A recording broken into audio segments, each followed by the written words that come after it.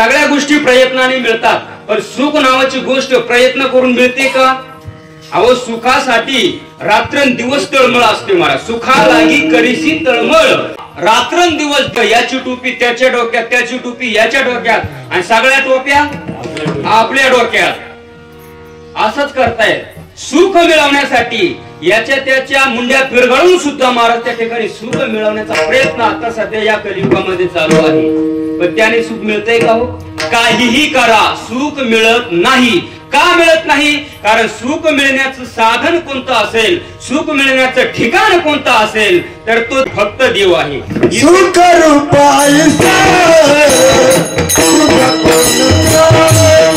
सुख रूप कोण असेल तर तो फक्त आणि फक्त तो परमात्मा आहे महाराज.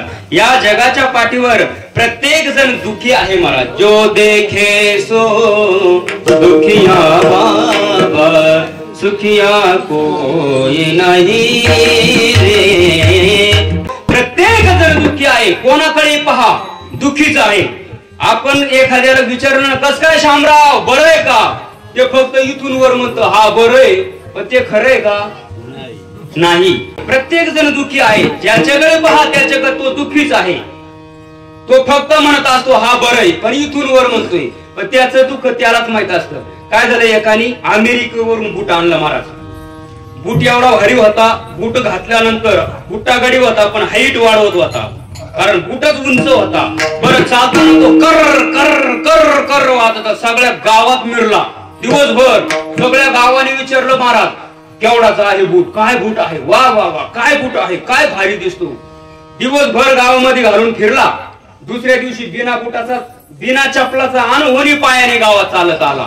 आणि मग लोक म्हटले राव एवढा भारी बूट दिसतो, एवढा भारी बूट दिसतो, आणि तू आज अनहोनी पायाने चालत आला. तो म्हटला बूट गच भारी दिसतो, पण तो कुठं डसतो हे मलाच माहितीये, कारण त्या बुटाने ठोकळ्या एवढा चट्टा काढला होता. म्हणजे बूट दिसायला आपल्याला बाहेरून चांगला दिसतो, पण आतून तो डसतो हे त्यालाच माहितीये ना, आपल्याला नाही माहिती. तसं ज्याच्याकडे पाहिलं तो प्रत्येक जीव काय आहे तर दुःखी आहे. प्रत्येक जीवाचं दुःख वेगवेगळं आहे. फक्त फरक एवढाच आहे, कोणाला कशाचं दुःख असेल, कोणाला कशाचं दुःख असेल, पण दुःख नाही असं एकही जीव आपल्याला शोधूनही सापडणार नाही. प्रत्येक जण दुःखी आहे. मग सुख का मिळत नाही त्यांना?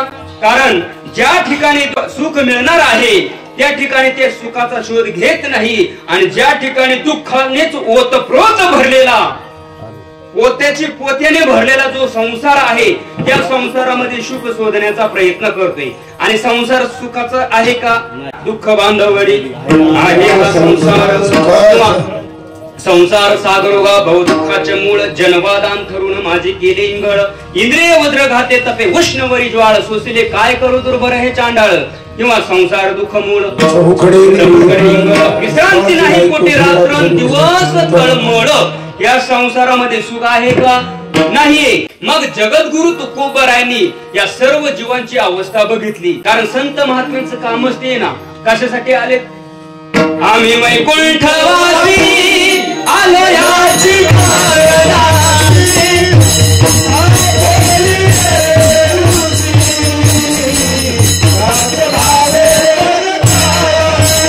कुठून आले?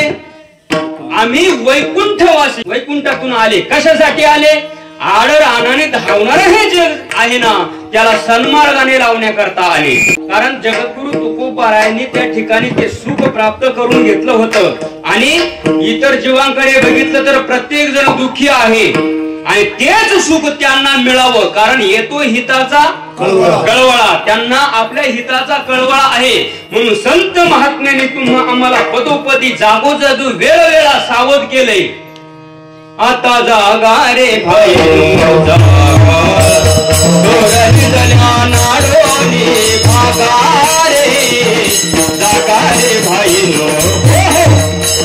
ओ सावध केले. जगजोगी जगजोगी जाग जाग बोलती है की नाही.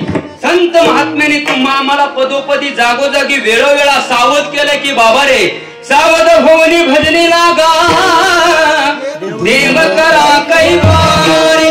हो त्या ठिकाणी सावध केले. आणि एवढंही सांगून जर नाही ऐकलं तर मग नाथ बाबांनी तर पुढे जाऊन सांगितले, हे जरी नाही काल तरी दुसरा येईल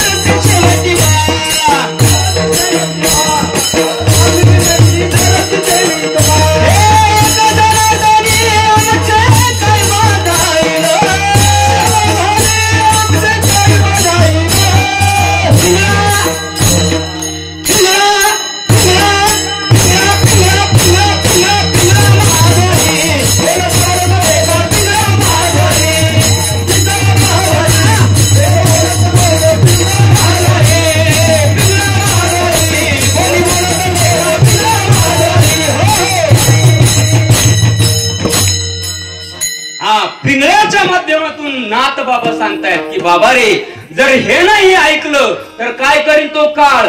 जसा भेळीवाला भेळीचा पुडा बांधताना दोऱ्याने बांधितो ना, तसा आपल्याला सुद्धा गुंडाळून येतो कोण, काळ.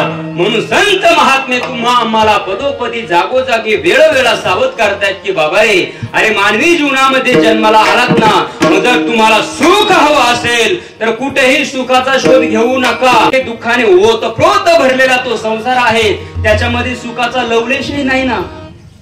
सुख आहे का त्याच्यामध्ये?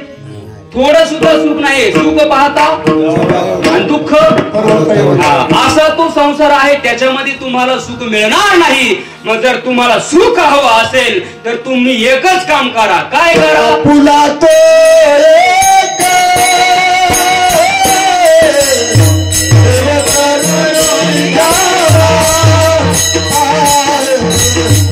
पुला